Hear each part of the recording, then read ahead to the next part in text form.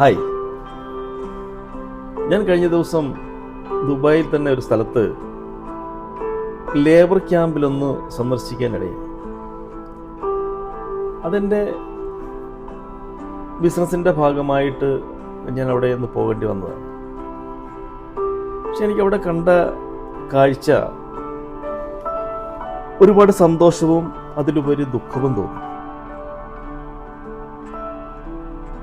ഞാനീ പറയുന്നത് എല്ലാവരെയും പറ്റിയല്ല, ചുരുക്കം ചില ആൾക്കാരെ പറ്റിയാണ്. തെറ്റിദ്ധരിക്കരുതാരും. ഒരു ഫ്ലാറ്റിൽ ഒരു മുറിയിൽ, നമ്മുടെ നാട്ടിൽ സാധാരണ വീട്ടിലൊക്കെ വെക്കുന്ന 10x10 അല്ലെങ്കിൽ 10x12 അങ്ങനെ ഒരു സൈസ് റൂമിൽ ട്രെയിനിൻ്റെ ബോഗി പോലൊക്കെ ബെഡ് സ്പേസിലാണ് ഇവർ കഴിയുന്നത്. ഏകദേശം ഒരു റൂമിൽ 5 മുതൽ 15 വരെ ആൾക്കാരുണ്ട്. സത്യത്തിൽ ഇവർക്ക് ഒരു മാസം കിട്ടുന്ന വരുമാനം എന്ന് പറയുന്നത് 1000, 1500, 2000 ദിർഹംസിന് താഴെയൊക്കെ ആയിരിക്കും. അതിന് മുകളിലുള്ളവരുമുണ്ട്. പക്ഷെ അവര് 1 രൂപ പോലും അതിൽ നിന്ന് പാഴ്ചെലവുകൾ ചെയ്യാതെ നാട്ടിൽ കുടുംബത്തിന് വേണ്ടി സമ്പാദിക്കുകയാണ്. നിങ്ങളപ്പോൾ ചോദിക്കും, കുടുംബത്തിന് വേണ്ടിയല്ലേ സമ്പാദിക്കുന്നത്? അതെ, തീർച്ചയായിട്ടും. ഇത് ഞാൻ പറയാൻ കാരണം, ഞാൻ അവിടെ ചെന്നപ്പോൾ ഒരു ചേട്ടൻ വളരെ വിഷമിച്ചിരിക്കുന്നു. കൂടെ ചുറ്റും കൂടിയവർ അദ്ദേഹത്തിനെ സമാധാനിപ്പിക്കുന്നു. അപ്പം എന്താണെന്നുള്ള കാര്യം അറിയാൻ വേണ്ടി എനിക്കും ഒരു ആകാംക്ഷ. അപ്പം ഞാനും അവരുടെ കൂടെ കൂടി കാര്യങ്ങളൊക്കെ സംസാരിച്ചപ്പോൾ അദ്ദേഹം നാട്ടിൽ, അദ്ദേഹത്തിന് 3 പെങ്ങന്മാരായിരുന്നു, 3 സഹോദരിമാരുണ്ടായിരുന്നു.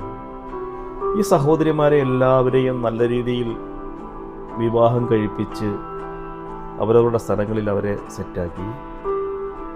പിന്നെ അദ്ദേഹം ഒരു വിവാഹം കഴിച്ചു. അതിനുശേഷം അദ്ദേഹം ഒരു വീട് വെച്ചു.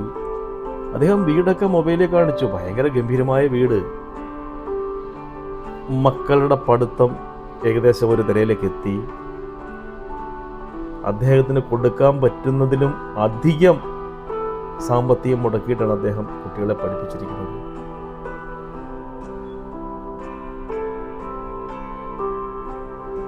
അദ്ദേഹത്തിന് ഇപ്പോൾ ഇന്ന് ഒന്നുമില്ലാത്തൊരവസ്ഥയാണ്. നോക്കൂ, അദ്ദേഹം ജീവിതകാലം മൊത്തം ഏകദേശം 10-25 വർഷത്തോളം ഇവിടെ കിടന്ന് കഷ്ടപ്പെട്ട് ഉണ്ടാക്കിയ സമ്പാദ്യങ്ങൾ മൊത്തം അദ്ദേഹത്തിന്റെ കുടുംബത്തിനും ബന്ധുക്കൾക്കും വേണ്ടി കൊടുത്തു.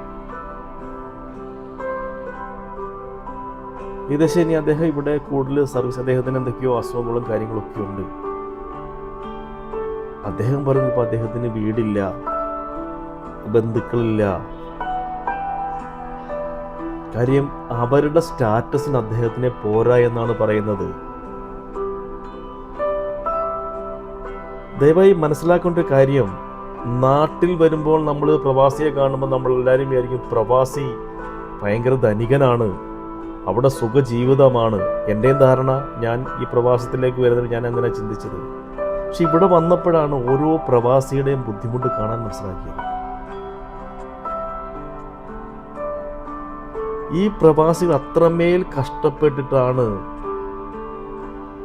നമ്മുടെ നാടിനു പോലും പല കാര്യങ്ങളിലും അവരെ ഉപയോഗിക്കുന്നത്. നമ്മുടെ സാമ്പത്തിക ഭദ്രത തന്നെ ഉണ്ടാക്കിയത് ഈ പ്രവാസികളാണ്. അപ്പോൾ ദയവായി നിങ്ങൾ പ്രവാസികളെ ബഹുമാനിച്ചില്ലെങ്കിലും പുച്ഛിക്കരുത്.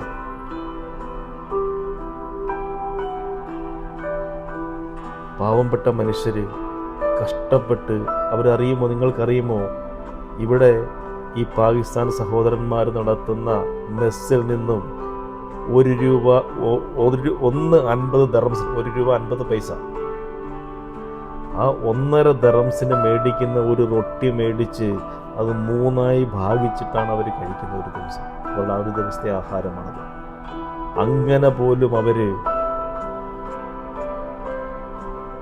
ചെലവുകൾ വളരെ ചുരുക്കി ഇതേപോലെ ബെഡ് സ്പേസിൽ കിടന്നുണ്ടാക്കുന്ന സമ്പാദ്യങ്ങൾ ഉറ്റവർക്കും ഉടയവർക്കും കൊടുക്കുമ്പോൾ അവരത് അദ്ദേഹത്തിനെ പോലെ മറന്ന് ചെലവാക്കുമ്പോഴും അദ്ദേഹം പ്രവാസ ജീവിതം കഴിഞ്ഞ് തിരിച്ച് നാട്ടിൽ വരുമ്പോൾ ഒന്നുമില്ലാത്ത അവസ്ഥയും അവസാനം അവർ അനാഥാലയങ്ങളിൽ ആശ്രയിക്കേണ്ട അവസ്ഥയെത്തിയിരിക്കുകയാണ്.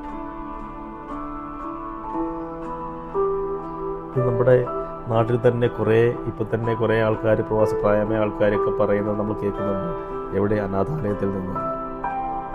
അപ്പം അതുകൊണ്ട് എനിക്ക് പറയാനുള്ളത്, നിങ്ങളുടെ ജീവിതമാകുന്ന തോണിയിൽ യാത്ര ചെയ്യുമ്പോൾ അതിലെല്ലാവരെയും കയറ്റാൻ ശ്രമിക്കരുത്. കാരണം അതിൻ്റെ നിയന്ത്രണം ഏറ്റെടുക്കാൻ കഴിയാതെ വരുമ്പോൾ അവർ അത് മുക്കാൻ മാത്രമേ ശ്രമിക്കൂ. നിങ്ങളുടെ തോണി മുങ്ങാതിരിക്കാൻ കേന്ദ്ര സംസ്ഥാന ഗവൺമെൻറ്റുകളുടെ ഒരുപാട് സ്കീമുകളുണ്ട്. എല്ലാവരും അതിൽ ഭാഗമാകുക. ആ ഡീറ്റെയിലുമായി ഞാൻ എത്തും അടുത്ത വീഡിയോയിൽ നിങ്ങളുടെ മുന്നിൽ. നമസ്കാരം.